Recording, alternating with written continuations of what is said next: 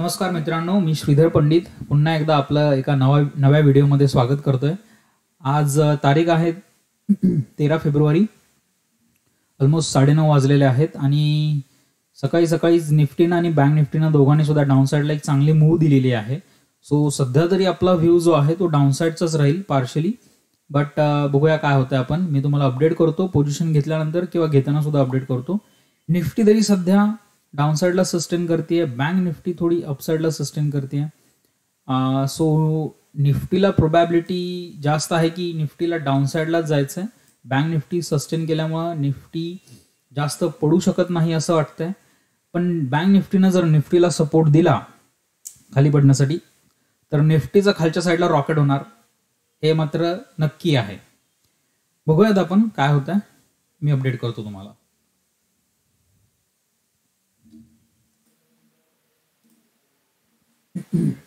मित्रांनो, प्रोबॅबली इथं आपल्याला ना एक डाऊनसाइडचा चांगला ट्रेड भेटेल. निफ्टीनं तर डाऊनसाइडला मूव्ह द्यायला सुरुवात केलेली आहे आणि निफ्टीमध्ये डाऊनसाइडचा ट्रेड. ओके, ऑर्डर रिजेक्ट का झाली? ऑर्डर रिजेक्ट का झाली? निफ्टी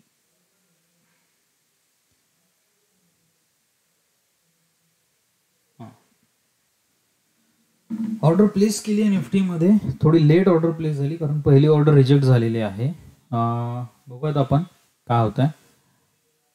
बँक निफ्टीमध्ये ऑर्डर घेण्यासाठी मी तरी तयार आहे सध्या. लेट्स सी निफ्टीमधली ऑर्डर जी आहे ती येस गोइंग ऑन. निफ्टीमधले जे मेजर स्टॉक्स आहेत रिलायन्स, इन्फोसिस आणि TCS हे तिन्ही स्टॉक्स सध्या डाऊन ट्रेंडमध्ये आहेत, म्हणून निफ्टीमध्ये चांगला एक डाऊन साईडची मुवमेंट आपल्याला दिसून येते. बँक निफ्टीमधले मेजर स्टॉक्स जे आहेत HDFC, ॲक्सिस बँक आणि ICICI हे तिन्ही सुद्धा स्टॉक्स डाऊन ट्रेंड थोडंसं देऊन किंवा सस्टेन करून तिथंच थांबलेले आहेत. ICICI बँक थोडी अपसाईडला निघालेली होती पण पुन्हा एकदा डाऊन साईडला येण्याचे चान्सेस खूप आहेत. निफ्टीमध्ये आपल्याला चांगली मूव्ह मिळालेली आहे.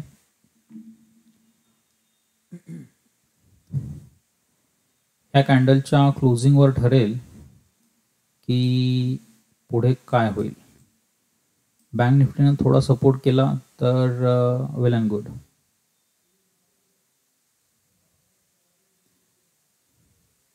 बँक निफ्टीमध्ये सुद्धा ट्रेड मिळण्याचे चान्सेस चांगले आहेत. बँक निफ्टीमध्ये ह्या लोच्या खाली आपण एक पुट साईडला, अरे बँक निफ्टी कॉल साईडला कुठे घेतोय मी. Okay, apply bank Nifty 45,000 put side. Good, आपला ट्रेड बसला इथे. ओके, तर मित्रांनो निफ्टी आणि बँक निफ्टी दोन्हीमध्ये सुद्धा आपण ट्रेड प्लेस केलेला आहे. तुम्ही बघू शकता निफ्टीमध्ये सध्या तरी 300-250च्या आसपास आपलं प्रॉफिट चाललेलं आहे. बँक निफ्टी ब्रेक इव्हनला सस्टेन करते. सो लेट्स सी पुढचे पोझिशनची स्टेटस काय आहे ती मी तुम्हाला अपडेट करतो थोड्याच वेळामध्ये. नमस्कार मित्रांनो, तर आजचं ट्रेडिंग सेशन ना संपलेलं आहे आणि आजच्या ट्रेडिंग सेशनमध्ये मी तुम्हाला दाखवतो आपण बुक केलेलं आहे 1000 रुपीज लॉस बुक केलेला आहे. ॲक्च्युअलमध्ये बघायला गेलं ना तर फायर फायटिंग खूप झालं कारण सकाळी जो डाऊनसाईडचा ट्रेड घेतलेला होता त्या ट्रेडमध्ये आपल्याला ऑलमोस्ट लाईक 3000 रुपीजच्या आसपास लॉस झालेला होता. जसं मी तुम्हाला दाखवलेलं होतं की हा पर्टिक्युलर सपोर्ट ज्यावेळी आहे तो जो ज्यावेळी ब्रेक झाला त्यावेळी डाऊनसाईडचा ट्रेड आपण घेतला. पहिल्यांदा आपल्याला व्यवस्थित प्रॉफिट दाखवत होतं पण त्याच्यानंतर ही जी अपसाईडला मूव्ह आलेली आहे त्या अपसाईडला आलेल्या मूव्हमध्ये आपला लॉस जास्त व्हायला लागला. इनफॅक्ट आधी आपण निफ्टीचा ट्रेड घेतलेला होता डाऊनसाईडचा. बँक निफ्टीमध्ये सुद्धा कॉन्सोलिडेशन चालू होतं आणि बँक निफ्टीची ही जी वीक बनली, ह्या कॅन्डलची खालची वीक जी बनली, इथे आपण डाऊनसाईडचा ट्रेड घेतलेला होता. पण जसा ट्रेड घेतला तसं बँक निफ्टीने रिकव्हरी दिली आणि इथं आपल्याला दोन्ही ट्रेडमध्ये मिळून ऑलमोस्ट 3000 रुपीजचा लॉस आपल्याला बुक करावा लागला. ऑलराईट, आता स्टॉप लॉस लावणं किंवा लॉस बुक करून घेणं हे सुद्धा किती इम्पॉर्टंट आहे याचं महत्त्व तुम्हाला समजलं असेल मित्रांनो. कारण इथून कंटिन्युअसली बँक निफ्टीनं आणि निफ्टीनं सुद्धा बघा कंटिन्युअसली अपसाइडला मुवमेंट दिलेली आहे, राईट. सो स्टॉप लॉस हा सुद्धा तितकाच इम्पॉर्टंट आहे सांगण्याची गोष्ट अशी. त्याच्यानंतर हा लॉस रिकव्हर करण्यासाठी छोटे छोटे स्कॅल्पिंगचे ट्रेड्स घ्यायला सुरुवात केली. आणि तुम्ही बघू शकता आज फायर फायटिंग खूप झालेले आहे. 800 रुपीजचा इथे प्रॉफिट, 474.82चा इथे. ऍक्च्युली ही पोझिशन लॉसमध्ये चाललेली होती आणि ती लॉसमध्ये जी पोझिशन गेलेली होती ती पुन्हा आपण रिकव्हर केलेली आहे. आणि त्याच्यानंतर इथे 2 लॉट्स घेतलेले होते, इथे 1400 रुपीजचा प्रॉफिट बुक केलेला आहे. असं सगळं मिळून आज 1000 रुपीजचा लॉस आपण बुक केलेला आहे. It's okay. आता इट्स ओके का म्हणतो याच्या मागचं रिझन सांगतो बघा. सी, आपण दररोज जर प्रॉफिट बुक करण्याचा रेशो जर बघितला ना तर 2000-3000 रुपीच्या आसपास प्रॉफिट बुक करतोय. आणि ज्यावेळी आज आपण लॉस बुक केलेला आहे तर आपण 1000 रुपीच्या आसपास लॉस बुक केलेला आहे. सो सांगण्याचा इश्यू असा आहे की ज्यावेळी तुम्ही प्रॉफिट बुक करता त्यावेळी तुमचे प्रॉफिट जे आहे ते तुमच्या लॉसेसपेक्षा नेहमी जास्त असायला हवेत. तुमचा रिस्क रिवॉर्ड रेशो जो आहे तो मेंटेन असायला हवा. आणि ह्या रिस्क रिवॉर्ड रेशो ज्यावेळी तुम्ही मेंटेन ठेवताना त्यावेळी लॉंग टर्म मध्ये पैसे बनण्याचे चान्सेस जास्त असतात. कारण कुठल्याही कितीही मोठा ट्रेडर जरी असला ना तरी तो असं कधीच म्हणू शकत नाही की बाबा मी जो ट्रेड घेतलेला आहे तो मी ट्रेड घेतलेला आहे त्या साईडलाच जाईल, बरोबर. कितीही मुरलेला ट्रेडर असतो, अगदी 10 वर्षांचा एक्सपिरियन्स असलेला जरी ट्रेडर असेल तरी त्यांचे सुद्धा स्टॉप लॉसेस होतात. अगदी हेज फंड्स जे मिलियन्स अँड मिलियन्स ऑफ डॉलर्सचे एकदम ट्रेड्स प्लेस करतात ते लोक सुद्धा, बिलीव्ह मी, त्यांचे सुद्धा स्टॉप लॉसेस घेतात. पण फरक हा आहे की त्यांचे जर तुम्ही इंटरव्ह्यूज वगैरे बघितले तर त्यांच्या इंटरव्ह्यूजमध्ये ते सरळ सरळ सांगतात की 10 ट्रेड्स घेतले तर त्या 10 ट्रेड्स मधले आमचे इट्स लाईक 50-50%, राईट. सो 50% त्यांचे ट्रेड्स बरोबर येतात, 50% त्यांचे ट्रेड्स लुझिंग असतात. पण 50% जे ट्रेड्स लुझिंग असतात त्याच्यामध्ये ते रिस्क मॅनेज करून पटकन त्या ट्रेडमधून बाहेर निघतात. जसं त्यांना समजतं की हा ट्रेड आपल्या अगेन्स्ट निघालेला आहे, ते पटकन त्या ट्रेडमधून बाहेर पडतात. इनफॅक्ट याच्या अपोजिट ज्यावेळी एखादा ट्रेड त्यांच्या साईडला चालत असतो, शॉर्टिंगची पोझिशन घेतलेली आहे आणि शॉर्ट साईडला ज्यावेळी ट्रेड चालतो त्यावेळी त्यांचे विनिंग्स जे असतात ते विनर्स मोठे असतात. ओके, असं म्हटलं ना, राईट द विनर्स, राईट, असं म्हटलं जातं. सो हा खूप इम्पॉर्टंट पॉइंट आहे. तुमच्या रिस्कपेक्षा तुमचा रिवॉर्ड हा प्रत्येक ट्रेडमध्ये फेवरेबल असायला हवा. रिवॉर्ड हा नेहमी मोठा असायला हवा. आता तुम्ही म्हणाल की सकाळी सर तुम्ही मग म्हणताय की 3000 रुपये लॉस बुक केलेला होता. ऍक्च्युअल मध्ये 3000 रुपये लॉस इकडे आपल्या रिस्कनुसार इकडे ऑलमोस्ट 1500 रुपये आणि इकडे ऑलमोस्ट 1500 रुपये. ओके, असे दोन्ही मिळून 3000 रुपयाच्या आसपास आपला लॉस झालेला होता.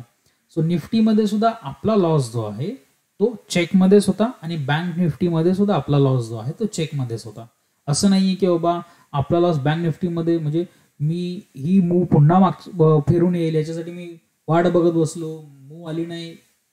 प्रत्येक साईडला प्रत्येक वेळी बँक निफ्टी जी आहे आणि निफ्टी जी आहे ती अपसाईडला ब्रेकआउट करत होती आणि 10,000 रुपये लॉस बुक केलेला आहे मग मी बाहेर पडलेलो आहे. नो नो नो नो, आपल्या पॉकेट साईज पेक्षा जास्त लॉस व्हायला लागला त्याच्या आधी आपल्याला बाहेर पडायचंय. ही असते रिस्क मॅनेजमेंट. आणि रिस्क मॅनेजमेंट करणं हीच एक गोष्ट आपल्या हातामध्ये आहे. ट्रेडिंगमध्ये रिवॉर्ड देणं नाही देणं हे मार्केटच्या हातामध्ये. किती रिवॉर्ड द्यायचा मार्केटच्या हातामध्ये, right. So at the end of the day आपण लॉस बुक केलेला आहे आज 1000, बट इट्स ओके. उद्या ट्रेडिंग डे पुन्हा आहे. याच्यानंतर सुद्धा मी ऍक्च्युली ज्यावेळी मार्केटमध्ये होतो ना त्यावेळी काही चुका सुद्धा केल्या मी. ओके, आणि फायर फायटिंग मध्ये सुद्धा काही चुका झाल्या. So it's okay, it's part and parcel of the process. ह्या ज्या गोष्टी झालेल्या आहेत आज त्या गोष्टींमधून आपल्याला शिकायचं आहे आणि आपल्याला कंटिन्यू करायचं पुढे. तसं बघायला गेलं तर मार्केट आज निफ्टी जी आहे ती निफ्टी ऑलमोस्ट साईडवेज टू अपसाईडला ट्रेड करत होती. पहिल्यांदा अपमूव्ह दिलेली आहे निफ्टीनं, पुन्हा ऑलमोस्ट सगळी मूव्ह कव्हर केली. जिथून निफ्टीने सकाळी सपोर्ट घेतलेला होता तिथूनच पुन्हा निफ्टीनं अपसाईडला मुवमेंट दिलेली आहे. इनफॅक्ट जर तुम्ही बँक निफ्टीची मूव्ह बघितली तर बँक निफ्टीची मूव्ह ज्या आहेत त्या खूप मोठ्या बनलेल्या आहेत आज. ओके, बँक निफ्टीमध्ये व्होलॅटिलिटी खूप जास्त होती. सो सकाळी जिथून अपसाईडला मुवमेंट दिलेली होती मार्केटनं तिथंपर्यंत पुन्हा रिट्रेसमेंट दिली आणि पुन्हा एकदा मार्केटनं त्याच पर्टिक्युलर पॉईंट पासून सपोर्ट घेऊन पुन्हा एक रॅली, खूप छान रॅली थोड्या कालावधीमध्ये दिलेली आहे. इथे ऑप्शनचे प्राइसेस जे प्रीमियम जे आहेत ते प्रचंड प्रमाणामध्ये एक्सपांड झालेले होते. ओके, तर आता चूक काय झाली आजची की मला माहित होतं ऑप्शनचे प्राइसेस जे आहेत ते इथं वाढत आहेत, इथं समजलेलं होतं मला, पण ह्याच्यानंतर ही मूव जी आहे ना ही कॅप्चर करायला धजावलो नाही मी. ओके, पुढे होऊन हे काय म्हणतो आपण त्याला ट्रेड प्लेस नाही करू शकलो आणि शेवटची इथे ज्यावेळी ब्रेकआउट आला त्यावेळी एक स्कॅल्प ट्रेड घेतला आणि इथे एक छोटा प्रॉफिट बुक केला. राईट. सो स्कॅल्पिंग सुद्धा तितकंच महत्वाचं आहे. डिपेंड्स. तर आजचं हा आपला ट्रेड आहे, ह्याचं अनालिसिस आहे. इनफॅक्ट मार्केट अनालिसिसमध्ये उद्या काय होईल ह्याच्याबद्दलही सेपरेट एक व्हिडिओ बनवेन मी आणि अपलोड करेन. जर आजची ही व्हिडिओ तुम्हाला आवडली असेल तर लाईक करा, शेअर करा आणि अशाच कंटेंटसाठी माझे श्रीधर पंडित चॅनलला सबस्क्राईब करा. Thank you very much for your time. जय हिंद, जय श्रीराम.